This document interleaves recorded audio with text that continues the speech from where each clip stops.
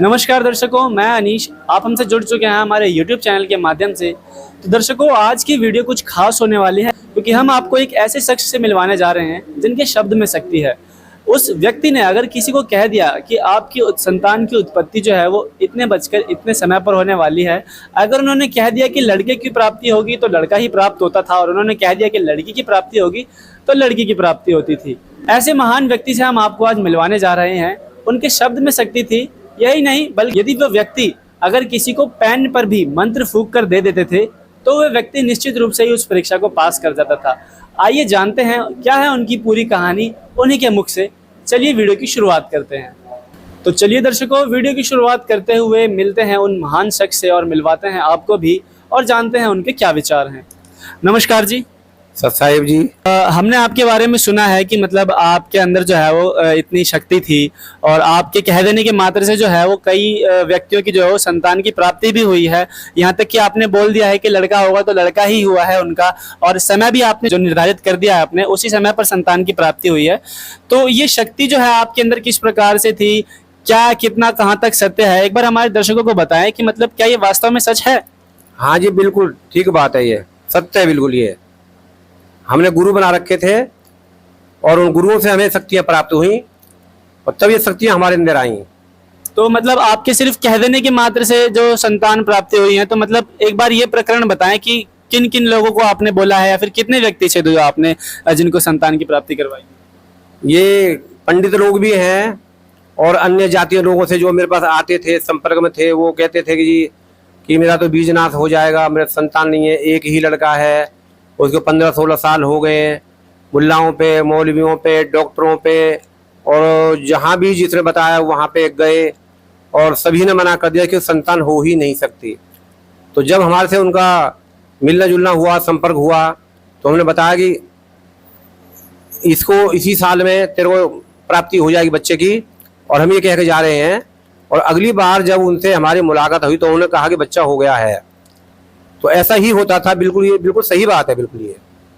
तो काशीराम जी, जो आपके अंदर ये शक्ति थी, तो ये जो शक्ति है इसका मतलब आपने कहीं ना कहीं गुरु भी बनाए होंगे आपने।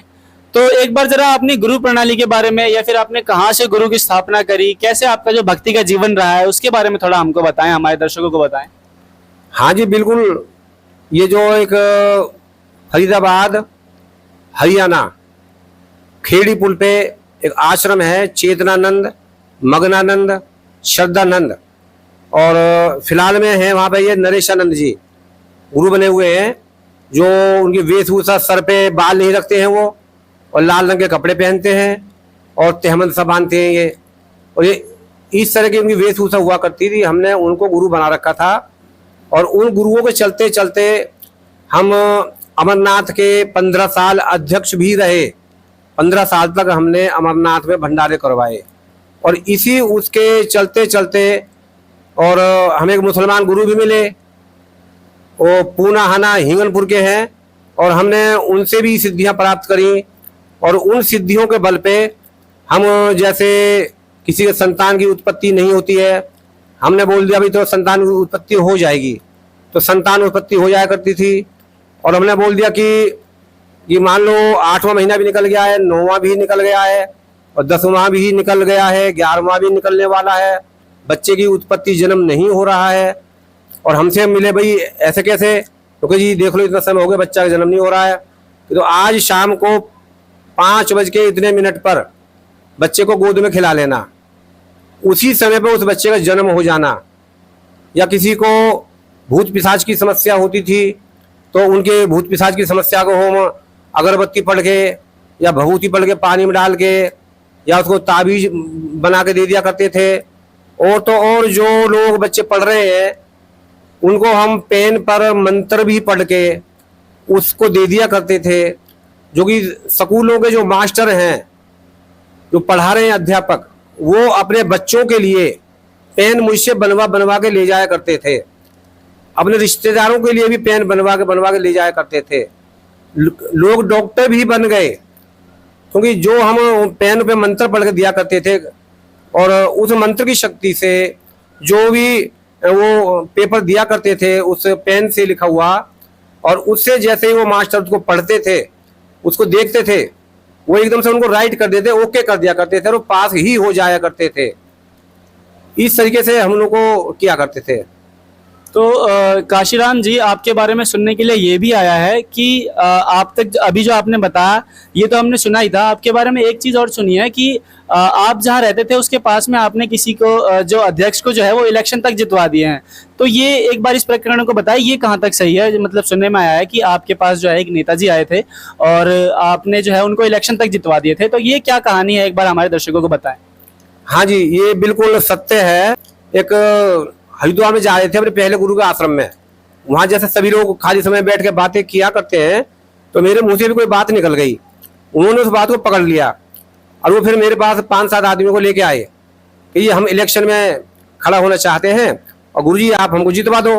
मैं कहा भैया मैं तो मोटरसाइकिल बनाता हूँ, मैं तो हथौड़ा छाप आदमी हूँ, मैं इन चीज़ों को क्या जानूँ। आप किसी और को पकड़िए जो इन कामों को करता है, मैं ये काम नहीं करता हूँ। उन लोगों को पता थी कि इस पर सिद्धियाँ हैं। उन्होंने इस बात का विश्वास हो चुका था, किसी तरीके से उनको जानकारी मिल गई थी। उन्होंने कहा जी आप हमको इलेक्शन में जितवा दो। मैंने बहाना लगा के उनको टाल दिया, उनको भगा दिया। फिर वो दूसरे दिन 5-7 लोगों को लेकर मेरे पास आए जो मेरी जानकारी में भी थे और जो पहले जो गुरु थे और उन्हों की जानकारी में भी थे, उनके जानकार भी थे, मेरी जानकारी में थे। उन्हों को लाके उन्होंने मुझ पर दबाव बनाया कि जी आप हमको जितवा दो इलेक्शन में। मैंने कहा भैया ये मेरा काम नहीं है, मैं हथौड़ा छाप मैकेनिक आदमी हूँ, मोटरसाइकिल ठीक करता हूँ और वेल्डिंग वगैरह मेरा काम है, मैं ये काम नहीं करता हूँ। और उनको पता चल गई थी कि इस आदमी के पास ऐसा कुछ है कि हमको जितवा देगा। और मेरे पास आके मेरे पैरों को पकड़ कर बैठ के भैया हमको जितवा दो आप। मैं मजबूर हो गया कि चलो भैया ठीक है कर देते हैं। अब हमने ये उनको जो है आगे हमारे पास, और हमने कहा भैया ठीक है आप ऐसा करो, जो आपके कार्ड हैं पहचान पत्र जो आप किसी को भी देंगे तो आप एक सेंट की शीशी ले आइए और वो ले आइए अपने कार्ड। हमने सेंट की शीशी पे वो कलमा मंत्र का जो मुसलमान गुरु ने कलमा मंत्र दे रखा था। और हम अमरनाथ के भी 15 साल अध्यक्ष रहे हैं, 15 साल हमने वो करवाए हैं भंडारे वहाँ पे। और पहले गुरु भी जो थे उन्हों की भी मैं भक्ति कर रहा था जो, तो उन तीनों को मिला के मेरे पास ऐसी शक्तियाँ हो गई थी इकट्ठी कि भोले बाबा भी मेरे पास आते थे, मैं उनको बुला लिया करता था, किसी के पास भी भेज दिया करता था, किसी का काम करवाने के लिए भी वो जाते थे, मेरी सीधी बात उनसे होती थी। तो जब मैंने उनको कहा भैया ठीक है आप ऐसा सेंट की शीशी लाओ और कार्ड लाओ, तो मैंने सेंट की शीशी हाथों पे लगा के उसे मंत्र पढ़ के और उन कार्डों पे सब पे लगा दिया, उनको खुशबू कार्डों पे आ गई। मैं कहा भैया अब तुम जिन भी इनको किसी को दोगे इनका जो असर है वो उनकी बुद्धि को बदल देगा और तुम्हारे फेवर में आ जाएंगे वो। फिर उन्होंने वो कार्ड मेरे से बनवा के ले गए, उन्होंने गाँव में वो बांटे, तो वो लोग उनके फेवर में आ गए उसको करने से। फिर उसके बाद जब जिस दिन इलेक्शन होना था फिर उन्होंने बोला ये आज का इलेक्शन है, तो भैया ठीक है इलेक्शन है तो कोई दिक्कत नहीं है, आप ऐसा करना मेरे को आप हर 5 मिनट में फ़ोन करेंगे, मैं दुकान से वहाँ से सिद्धि करूँगा और आपकी वोट चाहे कहीं भी पड़ रही है दुनिया में वो सिद्धि वहीं जाएगी, वहीं पे काम कराएगी आपका। अब जो मैंने उनको बोला कि आप गेट पे जैसा घुसोगे तो रुमाल में थोड़ी सी एक राख ले जाना, चाहे भलाई चेंटी के बराबर भी हो, मैं उसे मंत्र पढ़ के दूंगा और उसको आप देहली में डाल देना। तो उन्होंने कहा भाई ये तो वहाँ पे अफसर लोग होंगे और वहाँ पे मंत्री होंगे, संतरी होंगे, विपक्ष वाले भी होंगे और इतने लोग होंगे और मुझे देख लेंगे तो मेरा क्या होगा, ऐसा तो मैं नहीं कर सकता। तो भैया उनको पता भी नहीं रहेगा, सारा खेल हो जाएगा। तो कैसे होगा, तो चेंटी बराबर के राख ही ले लेना, आप उसको रुमाल में रख लेना और मैं उसे मंत्र पढ़ के दूंगा, आप जेब में से देहली पे खड़े होकर उस रुमाल को निकाल लेना और उसको झाड़ देना, अपना माथा पोंछ लेना, उससे मुँह पोंछ लेना। अब किसी को क्या पता है माथा पोंछ रहा है पसीना से या क्या कर रहा है, उस किसी को क्या पता। तो वो जो भी उस गेट के अंदर जाएंगे वो सब तुम्हारे फेवर में हो जाएंगे और तुम्हारे को ही वोट देंगे। फिर उसके बाद में अब वोट का कार्यक्रम चालू होता है। तो हम तो दुकान से बैठे बैठे वहाँ से काम कर रहे थे उनका और ग्राहकों को भी अटेंड कर रहे थे, अपनी जो मोटरसाइकिल का काम था, और यहाँ पे वोट डल रही थी। तो वो जो है जिस कमरे में वोट डल रही थी उन्होंने बताया कि गुरुजी यहाँ पे जो भी वोट डल रही है मशीन अंधी हो गई है, किसी का भी नंबर नहीं दिख रहा है और हमारा ही नंबर दिख रहा है, और जो भी लोग वोट डालने आते हैं वो कहते हैं वोट यहाँ तो हमारा तो कोई पार्टी नहीं यहाँ पे, हम किसको वोट दें। ये तो कुछ दिख ही नहीं रहा है यहाँ जगह। तो वो लोग आपस में बात करते हैं, अरे भाई काम छोड़ के आए हैं, इतने दूर से चल के आए हैं, जो दिख रहा उसी को दे दो, देनी तो है, किसी को भी दे दो, जो दिख रहा उसी को दे दो। अब वो बोट उसी पे जा रही थी, सारी बोटें, तो काफी देर तो बोटें जाते रहे, तो उसे दिमाग ने काम किया कि ऐसा ना हो कि इलेक्शन कैंसिल हो जावे। तो उन्होंने फिर मेरे पास फोन करा कि गुरुजी इसको रोको कुछ देर के लिए, कहीं ऐसा ना हो इलेक्शन कैंसिल हो जावे। तो इस डर से उन्होंने फिर मेरे से कहा, गुरुजी आप इसको रोक ये सकती हो, रोकिए थोड़ी देर, क्यों अन्य जगह बोटे जाने दीजिए। हमने कहा भैया ठीक है रोक देते हैं। वो हर 5 मिनट में मेरे फोन कर रहे थे, मैंने बोला था उनको। तो जब वो उन्होंने मुझसे कहा, मैंने उस सिद्धि को रोक दिया। वहाँ पे बैठे बैठे हम थे बल्लभगढ़ फरीदाबाद में, अम्बेडकर चौक पे। और ये फरीदपुर की बात है, फरीदाबाद की, फरीदपुर जो सदपुर आगे बिल्कुल टच में है, वहाँ के बंदे थे वो। तो हमने वहीं से बैठे बैठे उस सिद्धि को रोक दिया। तो मशीन में पूरी लाइट आ गई, पूरे अक्षर आ गए, और वो फिर बोटें अन्य लोगों को भी जाने लगी। जो बोटें अन्य लोगों को भी जाने लगी, उन्होंने कहा काफी बोटें अब चली गई हैं। तो काशीराम जी, जिस व्यक्ति के आपने ये अपनी सिद्धि चलाई थी, जिस व्यक्ति के लिए आपने इतना सब कुछ करा था, तो क्या वो दिन ढलते ढलते वो पूरा वोट जो है वो मतलब वो जो इलेक्शन जीत चुके थे? हाँ जी बिल्कुल, उन्होंने फोन करके बताया कि जी हम इलेक्शन जीत गए हैं, हमारी ही जीत हुई है, सब परास्त हो गए, हार गए सभी, हमारी ही जीत हुई है, उन्होंने बोला मुझे फोन करके। तो मतलब आपके अंदर जो है वो इतनी शक्तियां थी कि आपने एक व्यक्ति तक को जो है वो इलेक्शन जिता दिया। तो मेरा अगला सवाल ये है आपसे काशीराम जी, कि आपके अंदर इतनी शक्तियां थी कि आप लोगों के बिगड़े से बिगड़े काम बना देते थे। आप जो है हर एक वो काम कर देते थे जो कि ना होने वाला है, अपनी सिद्धियों की पावर की वजह से। तो अब जो है आप जो मैंने सुना है कि अब आपने वो सारे काम छोड़ दिए हैं, तो वो सारे काम छोड़ने की वजह क्या है, एक बार हमारे दर्शकों को बताएं। क्योंकि आपका जो है वो इतना काम धंधा बिल्कुल बेहतरीन तरीके से चल रहा था, आप लोगों की मदद भी कर रहे थे, आपकी कमाई भी अच्छी खासी हो रही थी। तो इन सभी कामों को छोड़ने की वजह क्या है? आपने ये सब क्यों छोड़ दिया है? जो जितने भी आप जादू जंतर मंतर करते थे या फिर जो भी आपकी सिद्धियां थी, ये सब क्यों छोड़ दिया आपने? इसका कारण ये रहा जी कि जो हम ये काम कर रहे थे, ये काम गलत था, ये काम करना ही नहीं चाहिए। कोई दुख पा रहा है तो अपने कर्मों से पा रहा था, हम भगवान से लड़ रहे थे, जैसा मैंने पहले बताया। तो इसी प्रकार से हमारे जो पिछले जन्म के जो पुण्य, जो हमारी भक्ति शक्ति जो भी थी, वो हमारी लुट रही थी। जैसे कहते हैं ना, भैया तेरा अच्छा वक्त चल रहा है और भैया तेरी चल रही है तेरी।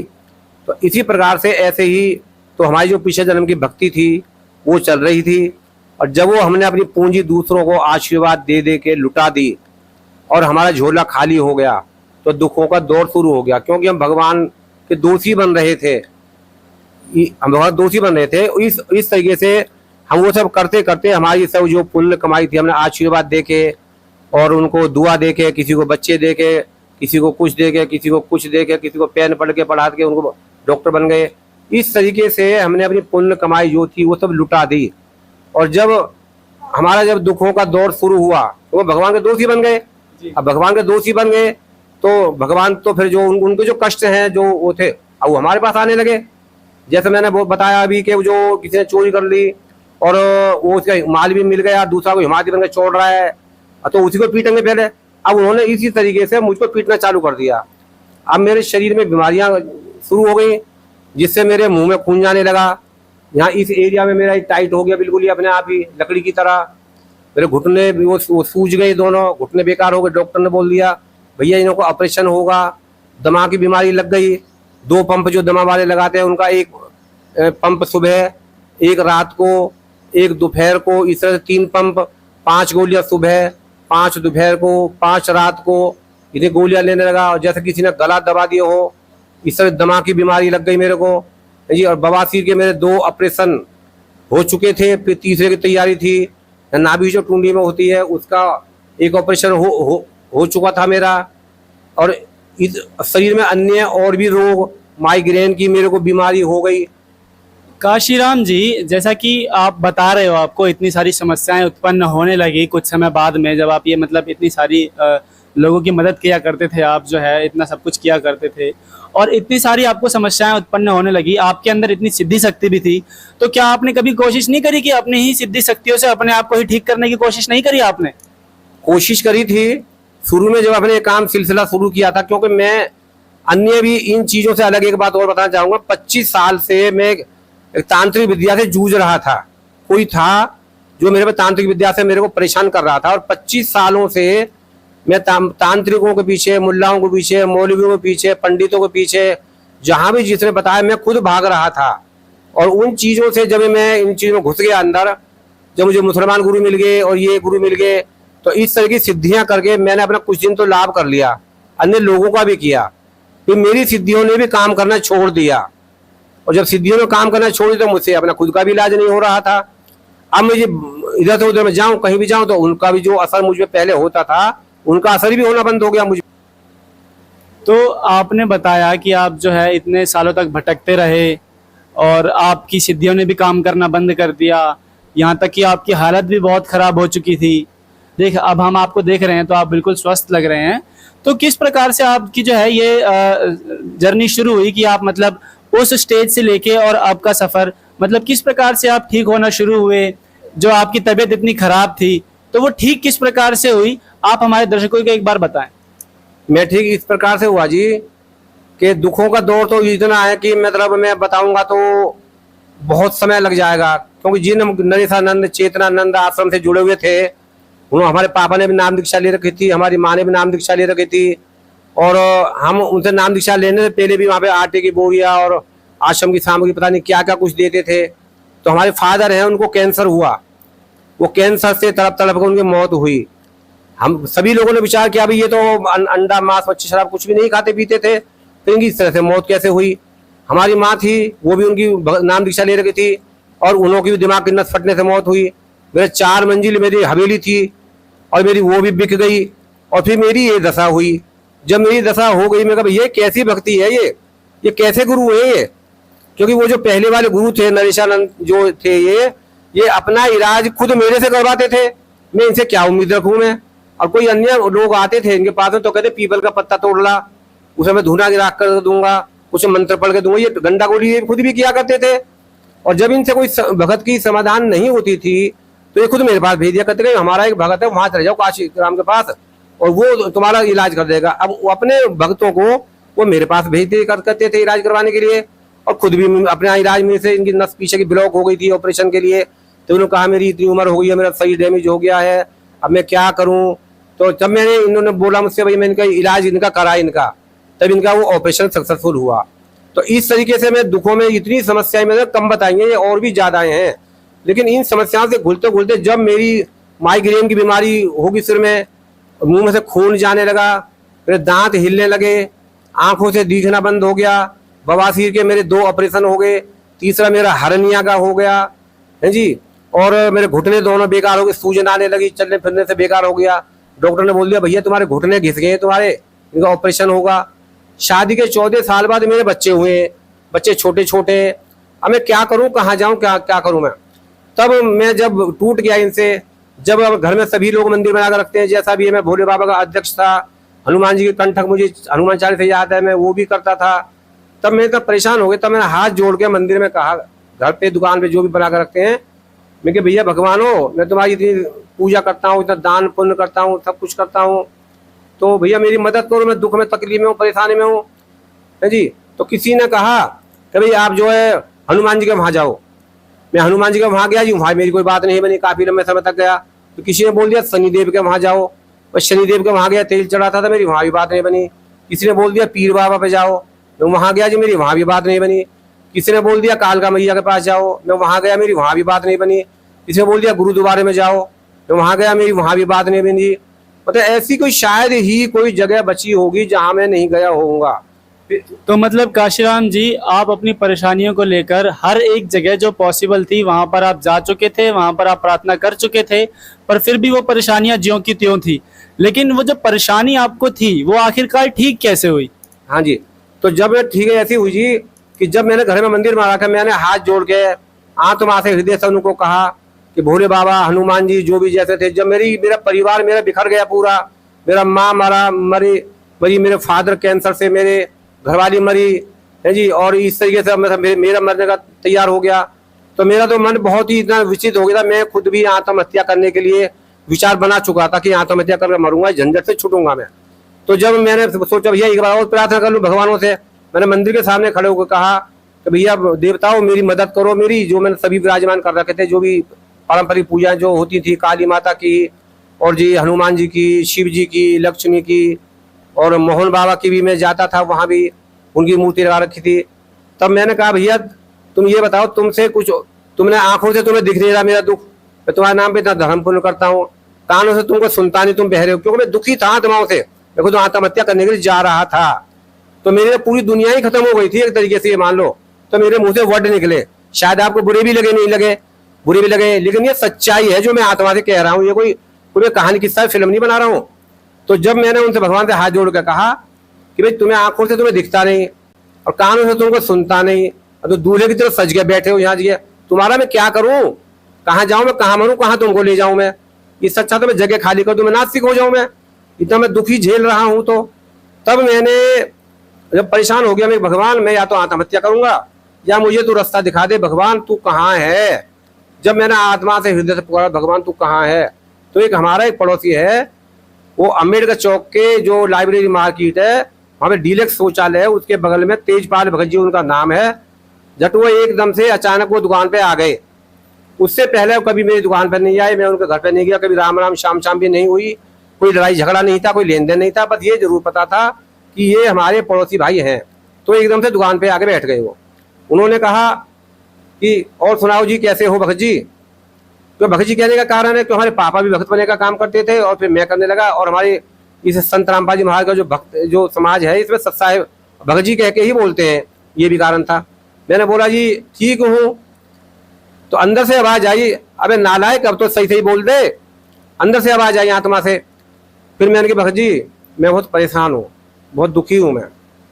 तो जी क्या हो गया, मैंने उनको बताया जी मेरे मुंह में तो खून जाता है और यहाँ से लकड़ी का था बिल्कुल बन गया है, कोई असर नहीं होता खुजाने का कुछ भी, पता नहीं क्या हो रहा है, आंखों से बहुत कम दिखना हो गया है, सिर में माइग्रेन की बीमारी है, दिल्ली तक के डॉक्टर को दिखा चुका हूँ, और जी मेरे बवासीर के 2 ऑपरेशन हो गए, तीसरे की फिर तैयारी हो रही है, नाभि में हरनिया हो गई, उनकी बीमारियों से मैंने उनको बताया। तो उन्होंने कहा कि आप संत रामपाल जी महाराज की शरण में जाओ, वो पूर्ण परमात्मा है, पूर्ण ब्रह्म है, वो परमात्मा ही है, आप उनकी शरण में जाओ, वहां तुम्हारा उद्धार होगा। मैंने कहा भैया हम कहा करें, हमने तो गुरु बना रखे। तो उन्होंने जो आपके जो गुरुजी हैं ये नकली हैं, इन पे सच्ची भक्ति बिल्कुल भी नहीं है, जो शास्त्रों में अनुसार जो गीता में लिखा हुआ है, अन्य जो उनमें लिखा हुआ है, उन पे भक्ति नहीं है, ये मनमानी भक्ति दे रहे हैं, इन पे वो कुछ भी है नहीं, इन पे भक्ति नहीं है वो, आप संत रामपाल जी महाराज में जाओ। मैं क्या बोला भैया हम तो जो है हनुमान जी की मंदिर में जाते हैं, वहाँ कहते हैं संकट कटे मिटे सब पीरा जो सुमरे हनुमत बलवीरा, हम तो जी वहाँ से भी उन पर कुछ नहीं हो रहा है, और जी मैंने जितने भी सबका नाम लिए वहाँ पे भी मैं सभी जगह गया, लेकिन कोई बात नहीं बनी। फिर मैं बोला भगत जी अब हम क्या करें जी। फिर 4 दिन बाद मैं उनके बाद फिर गया, वो इतने कह के चले गए। फिर मैं उससे बोला भगत जी क्या करें, कुछ हमें रास्ता दिखाओ, हम तो बहुत परेशान बहुत दुखी हैं। उन्होंने कहा संत रामपाल जी महाराज शरण में जाओ आप। तो भैया हम कैसे जाएं, हमारा कैसे बताएं, हमारे पापा ने उनको गुरु बना रखा था, हमारी माँ ने गुरु बना रखा था, हमारी घरवाली ने गुरु बना रखा था, हमने गुरु बना रखा है। तो उनसे जाके पूछो तुमने हमारे बाप को लूट लूट कर खाया, तूने हमारी माँ को लूट लूट के खाया, तूने हमारी घरवाली को लूट लूट के खाया, क्योंकि मेरी घरवाली भी मर चुकी है जी, ये दूसरी है जो फिलहाल प्रेजेंट में है, और जी अब मेरी मरने की तैयारी हो रही है। मेरी हवेली थी 4 मंजिल मेरी, वो बिक गई, अब दुकान बिकने की नौबत आ गई, शादी की 14 साल बाद बच्चे हुए हैं, मैं तो बिल्कुल सड़क पे आ चुका था, बिल्कुल आत्महत्या करने को सोच ही रही थी मैंने तो उन्होंने कहा जी ये जो है बिल्कुल नकली संत है, इन पे वो भक्ति विधि नहीं है बिल्कुल भी, आप उनकी शरण में जाओ। मैं भैया मैं कैसे छोड़ूं इन सब इनको, इतने परदादा दादा हमारे बाप सब ये सब करते, मेरे को कैसे छोड़ूं, मैं कहा करूं, मैं तो अमरनाथ को अध्यक्ष भी हूँ 15 साल से। जब उन्होंने कहा तो आप एक काम करो, आप अपनी दुकान पर जाओ और वहां जाकर जिस कुर्सी पे बैठे हो उसी पे बैठो। तो अच्छा जी, वहां जाके आत्मा से हृदय से कहो कि संत रामपाल जी महाराज यदि तुझ में कोई शक्ति है, तुझ में कोई पावर है तो तू मुझे भी दिखा दे, बंदी छोड़ हम तो कुछ जानते ही नहीं थे, यदि तुझ में कुछ शक्ति है तो दिखा दे, मेरा भी समाधान कर दे कुछ, मैं अपने गुरु को छोड़ के तुम्हें ही अपना गुरु बना लूंगा। अच्छा जी फिर क्या होगा, कि मुझे क्या पता क्या होगा, आज तुम जाओ भगवान से बात करो और जाओ मेरी दुकान पे ये बात बोलो वहां जाके। अब जी मैं मरता क्या नहीं करता, मैं दुकान पे आया, कुर्सी पे बैठा और कुर्सी पे बैठ के मैंने फिर बोला कि संत रामपाल जी महाराज यदि तुम में पावर है, तुम में कुछ शक्ति है, तुम कुछ हो तो मुझे भी दिखा दो, मैंने तुम्हारा बड़ा नाम सुना है, मैं अपने गुरु को छोड़कर तुम्हें अपने गुरु बना लूंगा। इतनी बोलने के बाद ही भगत जी आप विश्वास करेंगे नहीं करेंगे ये तो आप जाने। मैंने जैसे बोला एकदम से बात मेरी पूरी भी नहीं हो पाई थी, इतने एकदम से सिर से जो माइग्रेन का दर्द था एकदम से गायब हो गया। दुकान में ऐसे बदबू ऐसे आती थी जैसे कोई सूअर मरा पड़ा हो उसमें कीड़े पड़ रहे हो, उनको कोई जला रहा हो, इस तरीके से दुकान में से बदबू आती थी। वो सारी तुरंत खत्म हो गई। जो सांस में घुटन सी रहती थी, गला दबा सा रहता था, दिमाग बीमारी, वो तुरंत खुल गई एकदम से। जो घुटनों में दर्द रहता था वो बिल्कुल एकदम से उनको राहत मिल गई, उनमें ठीक हो गया। जो बवासीर में जो मतलब वो अंदर दबा दबा सा फूला फूला सा दर्द रहता था वो एकदम से ठीक हो गया। कहने का मतलब है कि मेरे शरीर में एकदम तुरंत से सारी बीमारी छूमंतर हो गई मात्र इतना बोलने से। तब मेरी समझ में आया भाई ये भगवान हो सकते हैं, ये भगवान हो सकते हैं। तो मैंने अपनी घरवाली को बोला कि भाई हम 25 सालों से मुल्ला मौलवियों तांत्रिकों के पीछे भाग रहे हैं और हम मरीज थे और डॉक्टरों के पीछे भागते भागते हम खुद भी फिर डॉक्टर बन गए है जी। तो भाई इन्होंने सारी लीला ही पलट दी मात्र ऐसा बोलने से। कोई गंडा गोली ताबीज लेना देना कुछ नहीं, शक्ल भी नहीं देखी, दिखाई भी नहीं, कुछ नहीं है जी। तो इस तरीके से काशीराम जी आपके कहने का मतलब ये है कि सिर्फ आपने एक प्रार्थना लगाई, या फिर आप यूं कहें कि आपने सिर्फ एक हृदय को लेकर, आत्मा को लेकर एक हृदयपूर्ण बात कही और आपके सारे दुख दर्द दूर हो गए। हाँ जी बिल्कुल दुख दूर हो गए। जब मैंने घरवाली को बोला अपनी भगतमती की जो दूसरी हैं कि भाई ऐसा बोला मैंने और ऐसे ऐसे मैंने उनको सारी बातें बताता था जो भी मेरे साथ होता था। तब उन्होंने कहा भाई ऐसा बोलने से हो गया? कहा हाँ जी हो गया। तो हम कुछ लिखते भी थे, पहले कुछ लिखवाते भी थे। तो गुरुजी सत्संग में बोल रहे थे कि ये मेरा हॉस्पिटल है, ये जो आश्रम है मेरा हॉस्पिटल है और मैं यहाँ का डॉक्टर हूँ और यहाँ पे मैं मरीजों को इलाज करता हूँ। तो फिर हमने सोचा कि भैया ठीक है, तो पर हम भी अपने इलाज वहीं करवाएंगे। मैंने अपने बच्चों से बोला कि चलो चलो भाइयों हॉस्पिटल चलें, डॉक्टर गुरु तत्वदर्शी संत रामपाल जी महाराज बतायो भाई, वहां शरीर के रोग तो कटे ही कटे, सच्ची भक्ति भी मिल जाए। तो काशीराम जी जिनको आपने सबसे पहले गुरु बनाया था, या फिर जो आपके सबसे पहले गुरु रहे हैं, जिनको गुरु बनाने के बाद आपको ये कुछ सिद्धियां प्राप्त हुई थी, वो ज्ञान क्या बताते थे? आखिर उनका ज्ञान क्या होता था? वो कौन से मंत्र देते थे या फिर वो क्या भक्ति विधि बताते थे करने के लिए? मंत्र जी वो जो बताते थे वो बताते थे हरिओम तत्सत। जो गुरुजी ने बताया है कि वो मंत्र नहीं है, वो तो एक 3 डब्बे हैं और वो उनका संकेत है भाई भक्ति इनों के अंदर है। गीता में लिखा हुआ है कि वो तत्वदर्शी संत की शरण में जा, वो इन्हों को खोल के बताएगा ये मंत्र क्या है। वो तो बस एक डब्बे दे रहे थे कि जी नमक मिर्च हल्दी, नमक मिर्च हल्दी, ऐसे जपते रहो बस उनको। वो तो इस तरीके से थे, वो उनके पास भक्ति थी ही नहीं। तो गुरुजी ने वो संत रामपाल जी महाराज ने वो डब्बे खोल के वो मंत्र निकाल के दिए हैं जिनसे लाभ हो रहे हैं। और जब हम जिनकी पूजाएं करते थे और जब हम नाम उसके नाम काशीराम जी जब आप काशीराम जी आपने संत रामपाल जी महाराज जी से दीक्षा प्राप्त कब करी? मतलब कौन से सन में, या फिर आपने संत रामपाल जी महाराज जी से दीक्षा कब प्राप्त करी? हमने जी 18 तारीख 8वां महीना 2019 में दीक्षा प्राप्त करी। और जब हम नाम दीक्षा के जो केंद्र है जब हम उसके अंदर घुसे और जब हम नाम दीक्षा देकर बाहर निकले, हमें तो आंखें खुल गई। हे भगवान, हमें तो इनकी पूजा बता रखी धर्म गुरु ने, पूजा तो कहीं भी बताई ना है। हम तो बताओ ऐसे ऐसे कहा करें कि माँ काली पूजी, माँ पीली पूजी, दुर्गा पूजी, माँ काली पूजी, माँ दुर्गा पूजी, भोले बाबा हनुमंत और पूजत पूजत बाबरे हुए गए नरक में अंत।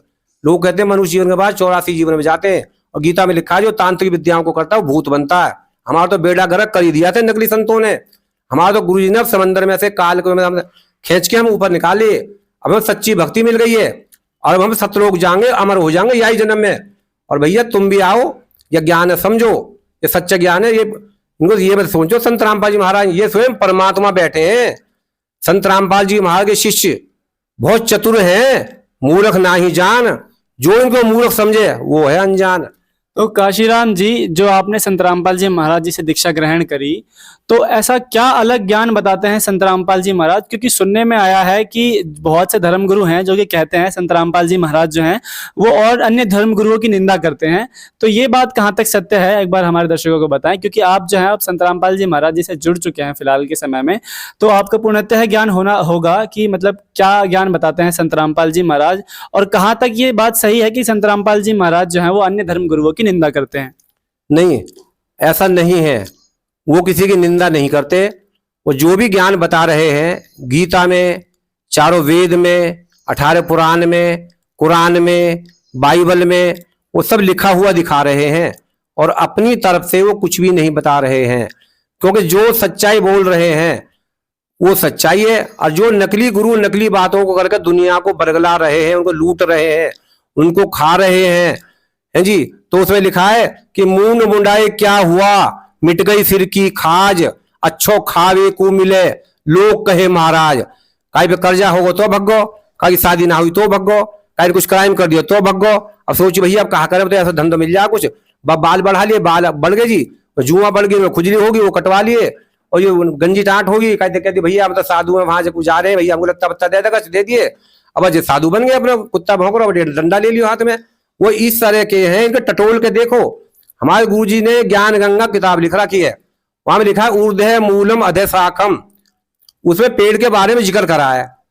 और उस ज्ञान गंगा को आप पढ़ो, उसमें सारा डाटा लिख रखा है। ऊर्ध्व मूलम अधे शाखम, जिस भी आप संत के पास जाते हो, जिस पर भरोसा करते हो कि बहुत बढ़िया संत है, आप एक कागज पेन लेके जाइए, पहले ज्ञान गंगा पुस्तक पढ़ लेना कि ऊर्ध्व मूलम अधे शाखम, कि ऊर्ध्व जो ऊपर है मूल, वो तो पूर्ण परमात्मा है। तना, डार और डाली और पत्ते ये कौन कौन है, उस ज्ञान गंगा को पूरा पढ़ के अपने धर्म गुरु के पास जाना और कागज और पेन लेंगे सामने हाथ में थमा देना कि गुरुजी आप ये जो गीता में हमने वर्ड बनाई है, मैं बोला संत रामपाल जी महाराज को बिसर जाएगा एकदम, तो वो नमक मिर्च उड़ा दिए हो ऐसे बिसर जाएगा वो, क्योंकि इनकी रोजी रोटी छिन रही है। इस कारण से अपना दुश्मन समझते हैं वो, ये नहीं समझेगा हम अपने भी उद्धार करवाएं, इनको भी उद्धार करवाएंगे, पुण्य मिलेगा हमें ना, क्योंकि इनकी रोजी रोटी जा रही है, प्रभु बन रहे हैं। ये प्रभु बनने का लायक है, तो मतलब अपना मतलब ये समझो कि एक तरह से अजगर है, अजगर, और जो भगत है वो चेंटी बनेंगी, और चेंटी बन के ना इनका अजगर के इनको खाएंगी वो, कि तुमने हमारे साथ ऐसे बुरा क्यों करो। जब तिल मिलाएंगे मट्टी खाएंगे, अब तो काजू किसी बादाम छुआरे तरह तरह के गमछा डाल के, तरह की लटका के अजीब बढ़िया मीठी मीठी बातें सुना रहे। जब सांप बनेंगे, अजगर बनेंगे, चेंटी इनको खाएंगे, तब पता चलेगा कहा हुआ। तो काशीराम जी, जैसा कि आपने अपने बारे में पहले बताया और हमने आपके बारे में भी सुना है, तो आपके पास इतनी सिद्धियां थी, इतनी शक्तियां थी कि आप खुद एक भगवान के समान थे। लोग आपको खुद भगवान मान बैठे हुए थे। लोग आपको जो है वो इतनी जो है वो उपाधि प्राप्त मतलब देते थे कि आप उनके सभी जो है वो बिखरे हुए काम बना देते थे, या फिर सभी बिगड़े हुए काम भी बना देते थे। मतलब आपको लोगों ने जो है वो एक भगवान तक की उपाधि दे दी थी। अब जो है आप एक बिल्कुल सादे नॉर्मल भगत की तरह जो है आपका व्यवहार हो गया है। तो आप उन लोगों को क्या कहना चाहेंगे जो अभी इस समय में जो है वो महात्मा बने हुए बैठे हैं, या फिर लोगों को जो है वो ज्ञान बता रहे हैं और उनका ज्ञान जो है वो शास्त्र अनुकूल नहीं है?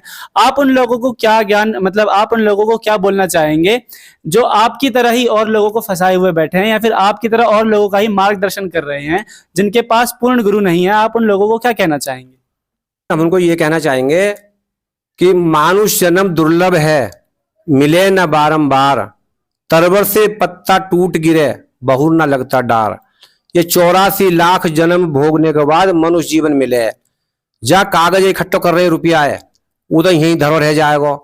और इतने लोगों का जो शास्त्र विरुद्ध इनको बता दिया, इनको ज्ञान, इनको नरक में ले जाएंगे ये, और खुद भी नरक में जाएंगे। क्यों? अपने शास्त्र ने खोल कर पढ़ के तो देख लो।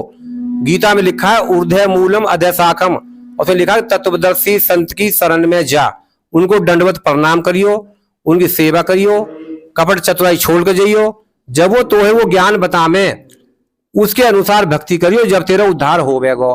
तो वो ज्ञान आप जो उनसे मैच करके देखो। वो कोई तो कह रहा राधे की पूजा करो, कोई कह रहा हो कृष्ण की पूजा करो, कोई कह रहा हो हनुमान की पूजा करो, कोई कह रहा हो शनिदेव की करो, कोई कह रहा हो पीर बाबा की करो।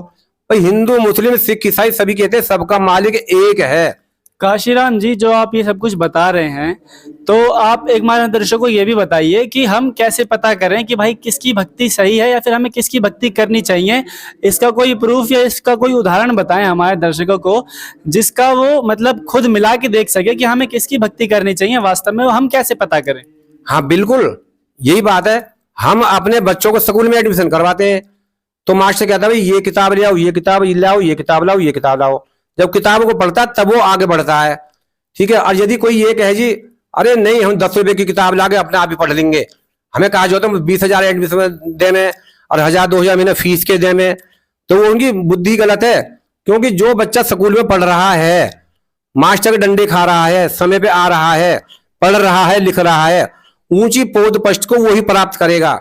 जो अपनी चतुराई लगा के सोच रहा है मैं 10 रुपए किताब ला के मैं आप ही पढ़ लूंगा, या मैं मकड़ी लिख रही है, या मैं बाल्टी लिख रही है, या मैं गंडा लिख रहा है, या मैं ऊ लिख रहा है, मैं तो आप ही पढ़ लूंगा मैं, वो अपने मानुष जीवन को बर्बाद कर रहा है।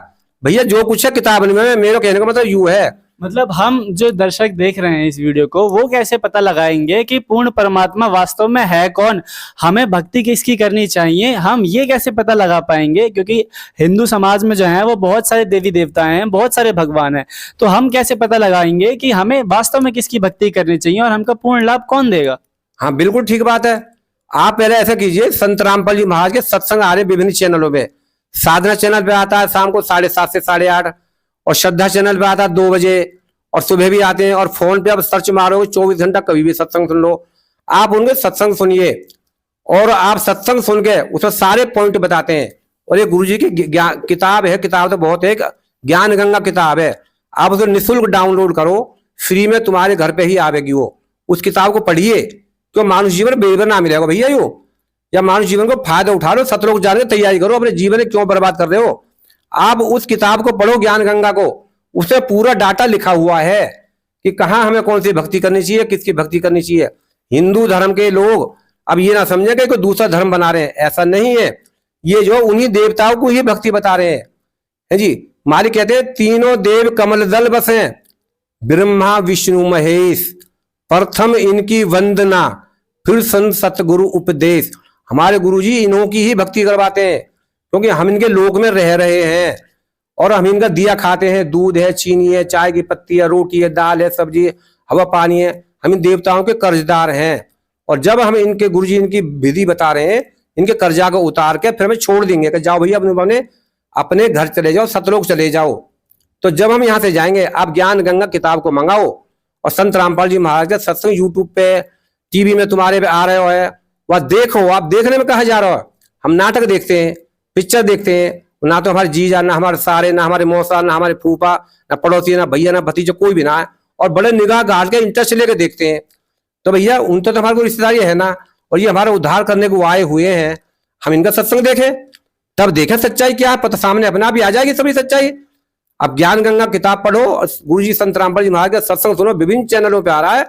अब खुद मैच कर लेना, अब किताब सामने कॉपी रख लेना, कागज पेन रख लेना, कोई भी डाउट हो ना आपको तो उसको कागज में लिख लेना, और उस पर काफी नंबर लिखे हुए, किसी भी शंका का समाधान कर लेना, आपको पता चल जाएगी कौन नकली गुरु है। ये सब इनको पैसे कमाने की होड़ लगी हुई है। जितने भी गुरु है सब इनको ज्ञान अलग अलग है जी। कहते हैं हिंदू मुस्लिम सिख ईसाई सब इनको मालिक एक है। तो भैया इन तो मालिक घने बना दिए। कोई कह रहा राम की, कोई कह रहा कृष्ण की, कोई कह रहा हनुमान की, कोई कह रहा दुर्गा की, और कोई कह रहा काली माता की, कोई कह रहा किसी की, कोई कह रहा किसी की, कोई कह रहा किसी की। भाई तो एक आदमी इतनी पूजा कैसे करे? सबका मालिक तो एक है। तो एक कौन है? वो कबीर भगवान है। सतयुग में सत्य सुकृत नाम से आए, त्रेता युग में मुनिंदर नाम से आए, द्वापर युग में करुणा में नाम से आए, और कलयुग में 625 वर्ष पहले काशी बनारस मगहर जिले में लहर तारा तालाब पे कमल के फूल पे उतरे सुबह सुबह, है जी। और अब वही कबीर भगवान संत रामपाल जी महाराज के रूप में अवतरित हो चुके हैं। तो भैया ये आपको ज्ञान समझना ही पड़ेगा, सच्चाई है हमें। या तो अपने मनुष्य जीवन में बर्बाद करके आप भैया 84 में जाओगे, और जो इस ज्ञान को समझ लोगे तो अपना उद्धार करवा लोगे, अपने परिवार को उद्धार करवा लोगे। अब आपको सोच लो अपना जीवन है या बनाओगे, बिगाड़ो तुम्हारे हाथ में है।